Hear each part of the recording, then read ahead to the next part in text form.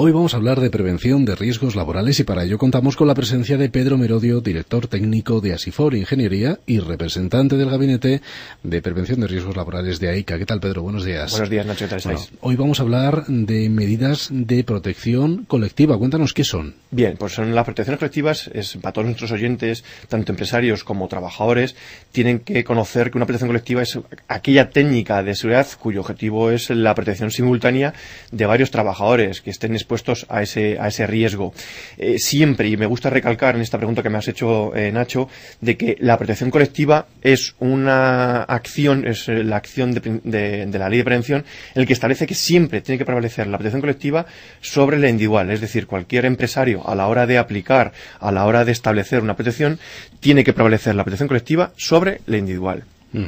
Y para que lo entiendan nuestros oyentes, indícanos algunos tipos de protecciones colectivas que se han de disponer para la protección de los trabajadores. Bien, pues vamos a resaltar, por ejemplo, las barandillas, para protección de los perímetros, para evitar la caída a distinto nivel, pasarelas, escaleras.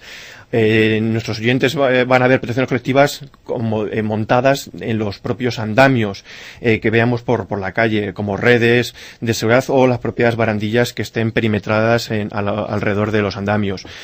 Barreras de protección acústica, también mencionarlas. Vallado perimetral de las zonas de trabajo. Marquesinas para evitar el alcance por caída de objetos que nos puedan alcanzar a los trabajadores. También una de las protecciones colectivas más típicas y que tenemos que referenciar es la propia carcasa de las sierras de disco, de las tronzadoras. Cualquier máquina que tenga cualquier motor o cualquier pieza de continuo movimiento, pues una carcasa es una protección colectiva. Barreras de protección térmica en los centros de trabajo. Resguardos fijos y móviles en máquinas pesadas. Y, por ejemplo, en nuestras instalaciones eléctricas, una protección colectiva son los diferenciales. Las tomas de tierra, recordar que en nuestras viviendas, en nuestros centros de trabajo, un diferencial, una toma de tierra es una protección colectiva, y recordar, y aprovecho esta mención, para que nunca se puenten y nunca se dejen de mantener los diferenciales y las tomas de tierra en las instalaciones eléctricas, pieza fundamental para evitar accidentes de riesgo eléctrico. Y Pedro, ¿existe alguna normativa de aplicación sobre las protecciones colectivas? Pues bien, Nacho, igual que en protecciones individuales hay un Real Decreto, el 773, que son las disposiciones mínimas relativas a la utilización de este tipo de protecciones individuales, pues en este caso hay una normativa en construcción que sí que establece qué requisitos mínimos debe establecer de solidez, de resistencia a las protecciones colectivas. En este caso, el anexo cuarto, parte C del 1627, te establece qué debe de cumplir una barandilla, una protección perimetral.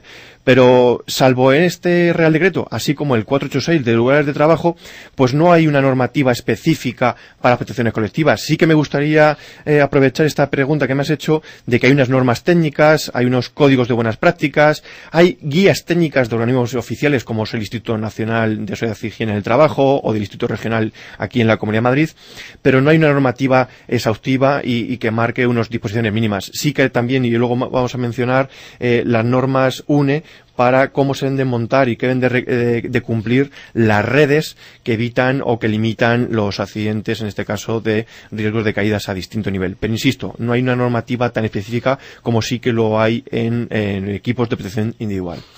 ¿Hay algún tipo de riesgo que requiera una especial prevención con estas protecciones colectivas? Bien, pues Nacho, ya dice la ley de prevención que tenemos que contemplar todos los riesgos en la evaluación, pero sí es cierto que hay algunos riesgos más tangibles que ocasionan accidentes graves y que podemos combatir con protecciones colectivas, como es el riesgo de caída a distinto nivel, es decir, trabajos en altura. Para ello disponemos de diversas protecciones como las ya mencionadas anteriormente, redes de seguridad, barandillas o elementos de cubrición de huecos horizontales y verticales que actúan evitando la caída a distinto nivel o en su defecto recogiéndonos a los trabajadores de esa caída a distinto nivel. Y háblanos sobre las redes como sistema de protección colectiva eficaz. Bien, pues las redes perimetrales son redes que limitan y evitan la caída, junto con las barandillas, pues evitan y limitan los riesgos de caídas a distinto nivel como protección colectiva, como estábamos comentando. Las redes que impiden la caída y que deben de prevalecer en cualquier selección para poner una protección colectiva, pues son, por ejemplo, las redes tipo T o tipo tenis, también conocidas, o las redes verticales verticales para fachadas, en cualquier ventana que veamos un hueco de ascensor en vertical, pues instalaremos redes verticales o redes horizontales en huecos de patios o de patinillos.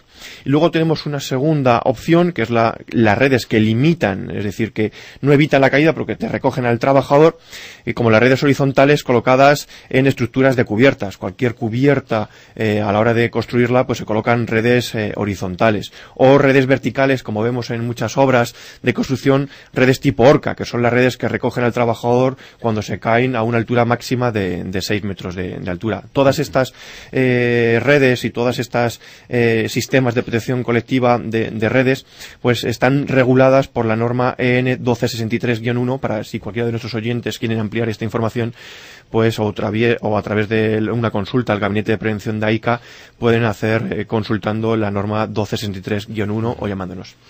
Pero para estar protegidos por esas protecciones colectivas en los centros de trabajo, previamente hemos de haber montado dichas protecciones por trabajadores. ¿Cómo se consigue esto, evitar este riesgo a los trabajadores que montan las protecciones colectivas? Bien, Nacho, como la primera pregunta que me hiciste debe de prevalecer la protección colectiva sobre individual, pero tienes razón a tu pregunta de que el que monta una protección colectiva es un trabajador que está expuesto a ese riesgo.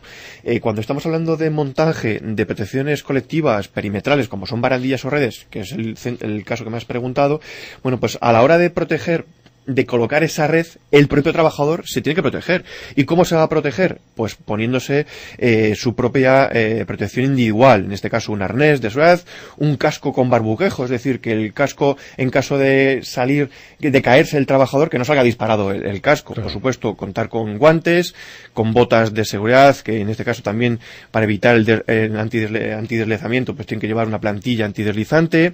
Pero todo esto, y no me gusta siempre insistir en la protección individual, el que monta, pues tiene que saber y haber planificado, o bien en proyecto, o bien cuando ya se va a hacer ese montaje de esa protección, pues junto con el técnico de prevención, pues prever, planificar, evaluar el riesgo de ese montaje, de esa cubierta, de esa fachada, de ese hueco de ascensor, pues el prever los riesgos que ese trabajador va a tener cuando monta esa protección colectiva. Y por supuesto, también ese trabajador va a utilizar herramientas, maquinaria, medios auxiliares para montaje de esas protecciones colectivas. Cuando utilicen una plataforma elevadora, cuando utilicen un andamio o una escalera de mano, pues que siempre se utilicen los procedimientos de el uso y manejo de esa plataforma, de ese andamio o de esa escalera. Y en caso de incumplimiento de las empresas en la dotación de protecciones colectivas, ¿incurren en algún tipo de responsabilidad? Bien, pues también nuestros oyentes, a esos empresarios, a esos encargados, a esos jefes de departamento, pues ya no solo recordarles las posibles multas y sanciones por responsabilidad civil o administrativa de exponer a los trabajadores a riesgo de especial peligrosidad con esas protecciones colectivas que se hayan mal montado o se hayan manipulado, recordar a todos esos empresarios, a todos esos trabajadores, a esos jefes de departamento encargados, de que también el Código Penal, en sus artículos 316, 317 y 318, te establece que la imprudencia temeraria o la exposición de trabajadores de riesgo de especial peligrosidad que no cumplan o hagan cumplir dichas medidas de seguridad,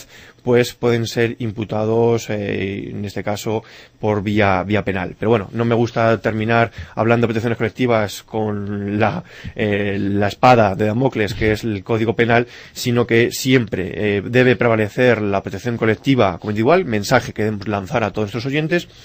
Y como siempre nos gusta finalizar estos programas de radio, de prevención, más vale prevenir que curar. Y como siempre, teniendo en cuenta que la seguridad es cosa de todos, Nacho.